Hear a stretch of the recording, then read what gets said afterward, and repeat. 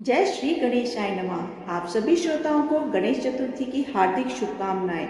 मंगल मूर्ति गणेश की कृपा से आप सभी के जीवन में मंगल ही मंगल हो, विघ्नों का नाश हो और जीवन में सुख समृद्धि शांति का वास हो।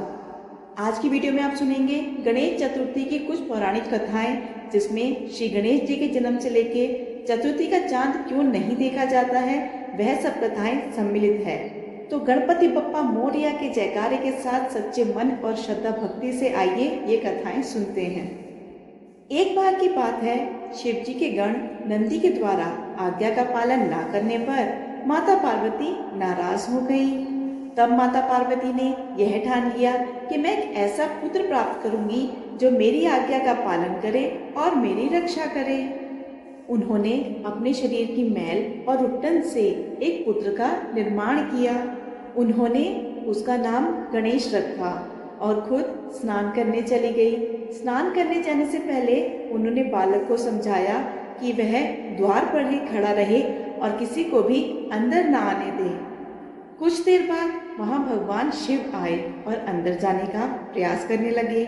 बालक ने उन्हें द्वार पर ही रोक दिया और उन्हें कहा कि मेरी माता का आदेश है, किसी को भी अंदर जाने से मना किया है, आप अंदर नहीं जा सकते।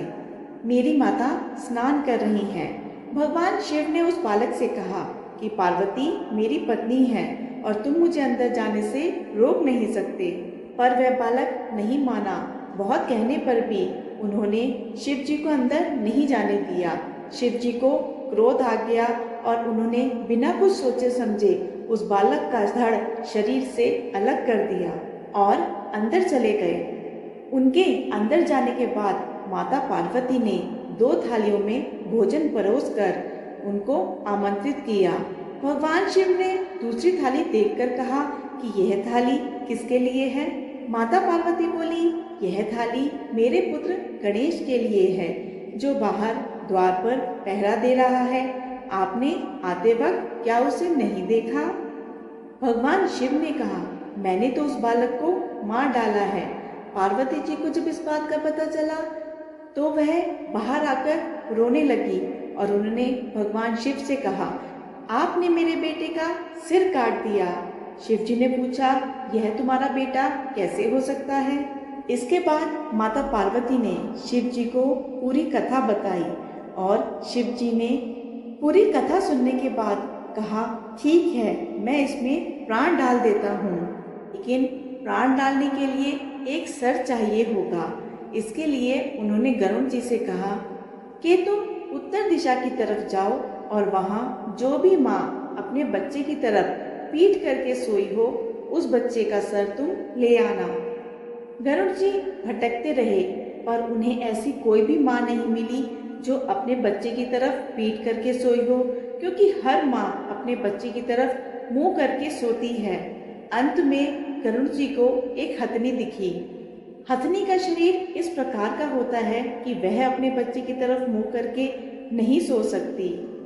गरुड़ जी उस शिशु हाथी का सिर ले आए और भगवान शिव ने उस शिशु हाथी का सर उस धड़ के साथ जोड़ दिया और उसमें प्राणों का संचार कर दिया। इस तरह गणेश जी को हाथी का सर लगा। ऐसा कहा जाता है कि इसके बाद सभी देवी देवताओं ने वरदान दिए। सभी गणों का स्वामी होने के कारण भगवान गणेश को गणपति कहा जाता है। गज यानी हाथी का सिर होने के कारण इन्हें गजानन भी कहा जाता है। ये थी श्री गणेश जी के जन्म से जुड़ी कथा। सभी भक्तजन मिलकर बोले, गणपति बप्पा मोरया। आइए सुनते हैं एक और दूसरी कथा। आप सभी श्रोताओं से निवेदन है, इन कथाओं को आप पूरा जरूर सुनिएगा, क्योंकि अधूरी कथा सुनने से दोष लगता है। एक समय की बात है, धन के देवता कुबेर को अपने धन पर अभिमान हो जाता है। वह सोचते हैं, मैं तो दुनिया में सबसे अधिक धनवान हूँ, क्यों ना मैं सभी देवताओं को एक एक कर अपने घर पर आमंत्रित करूँ और सभी देवताओं को अपना मैं धन और वैभव दिखा पाऊंगा। ऐसा सोचकर कुबेर जी सबसे पहले महादेव के पास गए और बोले, हे भोलेनाथ, मैं सभी देवी देवताओं को अपने घर पर भोजन के लिए आमंत्रित करना चाहता हूँ, पर मैं सबसे पहले आपको अपने घर में आमंत्रित करना चाहता हूँ। भोलेनाथ कुबेर जी की मंशा समझ गए और बोले, मुझे क्षमा कीजिएगा कुबेर जी, मैं आपका यह आमंत्रण स्वीकार नहीं कर पाऊंगा, पर मैं अपने स्थान पर अपने पुत्र गणेश को आपके साथ भेज देता हूँ। अब कुबेर सोचते हैं, भोलेनाथ न सही, भोलेनाथ के पुत्र ही सही। ऐसा सोचकर वह भोलेनाथ से कहते हैं, ठीक है प्रभु, आप गणेश जी को ही मेरे साथ भेज दीजिए। अब कुबेर गणेश जी को लेकर अपने महल पहुंचते हैं और गणेश भगवान जी को अपना धन ऐश्वर्य दिखाना शुरू कर देते हैं। कहते हैं, आइए गणेश महाराज, आज आपको मैं सोने की थाली में भोजन कराऊंगा। अब गणेश जी भोजन करना आरंभ करते हैं। कुबेर जी भोजन मंगवाते जाएं और गणेश जी उस भोजन को खत्म करते जाएं। गणेश जी कहते हैं, और खीर मंगवाइए कुबेर देव। कुबेर जी उनको खीर देते हैं। फिर गणेश जी कहते हैं, और पूड़ी भी मंगाइए कुबेर देव। कुबेर जी उनको फिर पूड़ी देते हैं। इसी तरीके से यह क्रम चलता रहता है। गणेश जी खाना मंगवाते रहते हैं, कुबेर जी परोसते रहते हैं। गणेश जी जितना कहते हैं, कुबेर जी उतना ही परोसते रहते हैं। देखते ही देखते भगवान गणेश पूरा भोजन खत्म कर देते हैं और फिर कुबेर जी से बोलते हैं, कुबेर देव खीर और पूड़ी मंगवाइए। तो कुबेर जी हाथ जोड़कर कहते हैं, क्या मंगवाऊं प्रभु, सारा खाना तो खत्म हो गया है। तब गणेश जी कहते हैं, अच्छा खाना खत्म हो गया है तो घर में जो भी फल सब्जी इत्यादि है वह सब मंगा दीजिए, मैं उसी को खा लूंगा, क्योंकि मैं तो अभी भी बहुत भूखा हूँ। अब कुबेर समझ गए कि गणेश जी उनके अभिमान को चूर चूर करने के लिए ऐसा कर रहे हैं। अब कुबेर गणेश जी के सामने हाथ जोड़कर खड़े हो जाते हैं और कहते हैं, हे प्रभु, मैं समझ गया हूँ कि आपकी भूख शांत क्यों नहीं हो रही है। मुझे क्षमा कीजिए प्रभु, मुझे क्षमा कीजिए। अब मैं दोबारा कभी भी अभिमान नहीं करूँगा। इसके बाद गणेश जी अपनी सवारी मूषक पर बैठकर वहाँ से चल देते हैं। लेकिन बहुत ज्यादा खाना खा लेने की वजह से गणेश जी का भार मूषक से संभाला नहीं जाता और संतुलन बिगड़ जाने की वजह से गणेश जी मूषक से गिर जाते हैं और कहते हैं, अरे मूषक राज, ये क्या किया तुमने, देखो मेरे सारे कपड़े गंदे हो गए। तभी गणेश जी को वहां पर किसी के हंसने की आवाज आने लगती है। गणेश जी इधर उधर देखते हैं पर उन्हें कोई नहीं दिखता। तब उनकी नजर आसमान पर चमक रहे चंद्रमा पर पड़ती है, जो उन्हें देखकर ठहाके मारकर हंस रहा होता है। चंद्रदेव को हंसता हुआ देखकर गणेश जी को उन पर बहुत क्रोध आ जाता है और वह कहते हैं, चंद्रदेव, तुम्हें अपनी सुंदरता पर बहुत अभिमान है ना, तो मैं तुमको यह श्राप देता हूँ कि आज से तुम्हारी चमक कम हो जाएगी। अब चंद्रमा को अपनी भूल का एहसास हो जाता है और वो गणेश जी से बार बार माफी मांगने लगते हैं। उनके बार बार माफी मांगने पर गणेश जी उनको क्षमा कर देते हैं और कहते हैं, मैंने जो आपको श्राप दिया है वह पूर्ण रूप से तो समाप्त नहीं हो पाएगा, परंतु चंद्रदेव, माह में केवल एक दिन ही आप पर इस श्राप का पूर्ण असर होगा। तब से अमावस के दिन चंद्रमा दिखाई नहीं देता। साथ ही में गणेश जी ने उन्हें यह वरदान दिया, मेरी हर चतुर्थी पर मेरे साथ आपकी भी पूजा होगी और आपको अर्घ देने के पश्चात ही व्रत पूर्ण माना जाएगा। परंतु मेरा अपमान करने के कारण आज के दिन आपको देखने वाला कलंक का भागी बनेगा। तभी से गणेश चतुर्थी के दिन चंद्रमा के दर्शन करने वालों को दोष लगता है। सभी भक्तजन मिलकर बोले, गणपति बप्पा मोरया, जय श्री गणेश भगवान की। गणेश भगवान की कृपा से आप सभी श्रोताओं की मनोकामना पूर्ण हो। एक बार की बात है, धरती पर गणेश चतुर्थी की धूम मची हुई थी। हर कोई गणेश चतुर्थी की तैयारियों में लगा हुआ था। लोग बाजार से भगवान गणेश की मिट्टी की मूर्तियां खरीद रहे थे और उनको हर्ष उल्लास के साथ अपने घर में स्थापित कर रहे थे। शिवलोक से गणेश जी भी यह सारा दृश्य देख रहे थे कि लोग कितने खुश लग रहे हैं, कितने भक्ति भाव और हर्ष उल्लास से वह मेरी पूजा अर्चना कर रहे हैं। उनके मन में विचार आया कि मैं भी पृथ्वी लोक पर चलता हूँ और उनके साथ मिलकर देखता हूँ कि वह किस तरीके से मेरी जन्मदिन की तैयारियां कर रहे हैं। इसके बाद गणेश जी एक बालक का रूप धारण करते हैं और धरती लोक पर आ जाते हैं। धरती लोक पर हर कोई गणेश चतुर्थी की तैयारियों में जुटा हुआ था। गणेश जी भ्रमण करते हुए अपने भक्तों को देख रहे होते हैं। चलते चलते वह एक गांव से गुजर रहे होते हैं। उस गांव के बाहर एक टूटी हुई झोपड़ी होती है। उस झोपड़ी के अंदर एक लड़की रो रही होती है। यह रोने की आवाज़ सुनकर गणेश जी वहीं रुक जाते हैं और सोचने लगते हैं, यह रोने की आवाज़ किसकी है। वहीं पास ही झोपड़ी में एक छोटी सी लड़की जिसका नाम गौरी था, रो रो के अपनी दादी से कह रही थी कि उसे भी गणेश चतुर्थी का पर्व मनाना है। उसकी सभी सहेलियां गणेश चतुर्थी की तैयारी कर रही हैं। उसे भी अपने घर में विघ्नहर्ता गणेश जी को लेके आना है। परंतु गौरी की दादी बहुत ही निर्धन थी। वह जैसे तैसे अपना गुजारा कर रही थी, तो फिर भला गणेश जी को कैसे लेके आती अपने घर में। उन्होंने गौरी से कहा कि हम अगर गणेश जी को ले भी आएंगे, तुम उनका पूजन सत्कार कैसे करेंगे, कैसे उन्हें मिठाइयों और पकवानों का भोग लगाएंगे। हम तो खुद ही 2 वक्त की रूखी सूखी रोटी खाकर जी रहे हैं। अगर गणेश जी हमारे घर आए तो वह भूखे रह जाएंगे। हम उन्हें अपने जैसा खाना तो नहीं खिला सकते। तभी उस छोटी लड़की गौरी ने हाथ जोड़कर भगवान गणेश से प्रार्थना करी और उनसे कहा कि वह हमें क्षमा कर दे। हम इस बार उन्हें अपने घर में नहीं ला सकते। हमारी सामर्थ्य उन्हें अपने घर में लाने की नहीं है, लेकिन अगले साल हम उन्हें ज़रूर लाएंगे।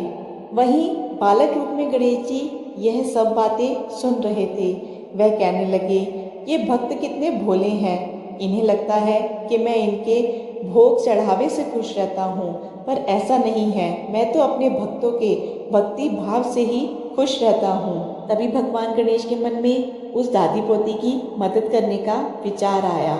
वह उनके घर गए और दरवाज़ा खटखटाकर बोले, दादी, क्या मैं आपके घर में कुछ दिन रह सकता हूँ। दादी ने पूछा, तुम कौन हो बेटा। वो बोले, मेरा नाम गणेश है।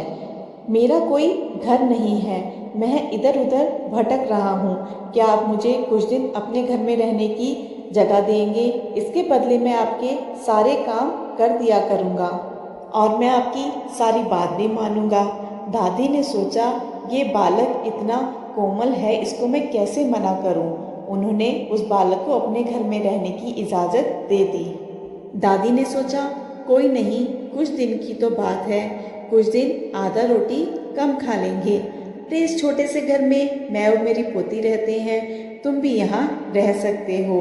दादी ने बालक गणेश को अपने घर में रहने का स्थान दे दिया।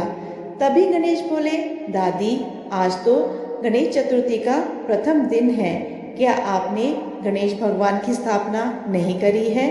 आपने गणेश चतुर्थी की कोई तैयारी नहीं करी। दादी बोली, मन तो हमारा भी है, पर हमारे पास इतने पैसे नहीं हैं जिससे हम श्री भगवान गणेश जी को अपने घर ला सकें, उनकी पूजा अर्चना विधि विधान से कर सकें, उनको भोग लगा सकें। बालक गणेश बोले, दादी, गणेश जी अपने भक्तों की धन दौलत देखकर नहीं आते हैं, वह तो अपने भक्तों के भाव देखकर आते हैं। आप एक बार गणेशा को अपने घर तो लाओ, वह आपके सभी विघ्नों को हर लेंगे। आप लोग घर की साफ सफाई कीजिए, मैं अभी बाजार जाकर गणेश जी की मूर्ति और पूजा का सामान लेकर आता हूँ। दादी ने कहा, बिना पैसों के तुम कैसे ये सारा सामान लाओगे। तब बालक गणेश ने कहा, अरे दादी, मैंने यहाँ कुछ दिन एक सेठ के घर काम किया था, वह सेठ मुझे बहुत मानता है, मैं उन्हीं की दुकान से सारा सामान ले आऊँगा। यह सुनकर गौरी बहुत खुश होती है। भगवान गणेश घर के बाहर जाते हैं और अपनी शक्ति से गणेश जी की एक मिट्टी की मूर्ति और पूजा का फल, मिठाई सब सामान ले आते हैं। वहीं दादी और गौरी पूरे घर की साफ सफाई कर देते हैं। गौरी बहुत खुश थी क्योंकि आज पहली बार उसके घर में गणेश जी की स्थापना होने वाली थी। थोड़ी देर में ही बालक गणेश सारी सामग्री के साथ घर लौट आते हैं। उनके हाथ में गणेश जी की मूर्ति और सारी सामग्री देख दादी और गौरी बहुत ही खुश होते हैं और वह दोनों बहुत ही खुशी से और विधि विधान से गणेश जी की मूर्ति की स्थापना करते हैं, उनकी पूजा अर्चना करते हैं। जो घर पहले सूना सूना लग रहा था, वहीं गणेश जी की स्थापना के बाद वह घर खिलखिलाने लगा। दादी और प्रिया बालक गणेश को बार बार धन्यवाद कर रहे थे। तब बालक गणेश ने कहा, अरे दादी, आपने मुझे यहाँ रुकने की जगह दी है, इतना बहुत है मेरे लिए। जब तक मैं यहाँ हूँ आपको कोई भी काम नहीं करने दूंगा, सारा काम मैं ही करूँगा। भगवान गणेश साक्षात बालक के रूप में दादी और गौरी के घर में रहने लगे और दादी का काम में हाथ बटाने लगे, जिससे दादी को काफ़ी मदद मिल गई और वह भगवान गणेश की पूजा अर्चना बहुत ही अच्छे से करने लगी। गणेश जी अपनी शक्ति से पूजा की सारी सामग्रियां लेकर रोज आ जाया करते थे, जिससे दादी को पूजा करने में कोई परेशानी नहीं होती थी और दादी के साथ गौरी भी भगवान गणेश की पूजा में लीन रहती थी और साक्षात भगवान गणेश अपने भक्तों की सेवा में जुटे हुए थे। दादी और गौरी को यह पता भी नहीं था कि स्वयं गणेश उनके घर में विराजमान हुए हैं। देखते देखते गणेश जी की पूजा के 9 दिन अच्छे से बीत जाते हैं। आज गणेश चतुर्थी का आखिरी दिन था। हर कोई भगवान गणेश जी को विसर्जन देने के लिए जा रहे होते हैं। सब जगह हर्ष और उल्लास का माहौल होता है। सभी लोग खुश थे, सभी नाच गा रहे थे, हर तरफ शोर शराबा मचा हुआ था। जगह जगह से ढोल नगाड़ों की आवाज़ें आ रही थी। हर कोई इसी कामना से भगवान गणेश का विसर्जन कर रहा था कि अगले साल वह फिर से जल्दी उनके घर पधारे। वहाँ दादी और गौरी भी भगवान गणेश जी के विसर्जन के लिए तैयार हो गए थे। उन्होंने बालक गणेश को भी अपने साथ चलने के लिए कहा। तब बालक गणेश ने कहा कि आप लोग चलिए, मैं आपके पीछे पीछे आता हूँ। वहाँ दादी और गौरी ने भगवान गणेश का विसर्जन किया और उनसे प्रार्थना करी कि उनके सारे विघ्नों को वो हर ले और अगले साल फिर से वो उनके घर में जल्दी पधारे। ऐसा कहकर विसर्जन देकर वह लोग अपने घर को वापस आए। वापस आकर उन्होंने बहुत खोजा, बालक गणेश कहीं नहीं दिखे और जहाँ उनकी पुरानी टूटी फूटी झोपड़ी थी, वहाँ उन्हें एक आलीशान महल खड़ा दिखाई दिया। और जब दादी और गौरी उस महल के अंदर गए, वहाँ उन्हें सोने के सिक्कों से भरे हुए घड़े मिले। यह देखकर दादी और गौरी बहुत चकित हुए और खुश भी हुए, पर उन्हें बालक गणेश उस महल के अंदर भी नहीं दिखे, तो वह उन्हें खोजने लगे। लेकिन तभी एक आकाशवाणी हुई। भगवान गणेश ने कहा, मैया, मैं तो केवल 10 दिनों के लिए ही आया था। अब धरती पर मेरा समय पूरा हो गया तो मेरे भक्तों ने मुझे विदा कर दिया। आप चिंता न करो मैया, अगले साल मैं फिर से आपके पास आऊँगा और आपके साथ रहूँगा। दादी और गौरी समझ गए, वह बालक गणेश एक साधारण बालक नहीं, स्वयं भगवान गणेश थे जो उनके साथ 10 दिन तक उनके घर में विराजमान थे। अब दादी और गौरी खुशी खुशी अपना जीवन व्यतीत करने लगे। भगवान गणेश की कृपा से उनके सब विघ्नों का नाश हुआ। उनके घर में धन्य धान्य सुख समृद्धि भरपूर हुई और इसके बाद वह हर साल गणेश चतुर्थी का त्यौहार बड़ी ही धूमधाम से मनाने लगे। सभी भक्तजन मिलकर बोलिए, गणपति बप्पा मोरया, गजानन भगवान की जय। हे गणपति, जिस तरह आपने उस दादी पोती के सब कष्टों का नाश किया, उसी प्रकार अपने हर भक्त के विघ्नों को दूर करके उनके जीवन को खुशियों से भर देना। तो ये थी आज की वीडियो। आशा है आपको वीडियो पसंद आई होगी। वीडियो को लाइक करके कमेंट बॉक्स में जय श्री गणेशा ज़रूर लिखिएगा और ऐसी और कथाओं के लिए चैनल को सब्सक्राइब करना ना भूलिएगा। धन्यवाद।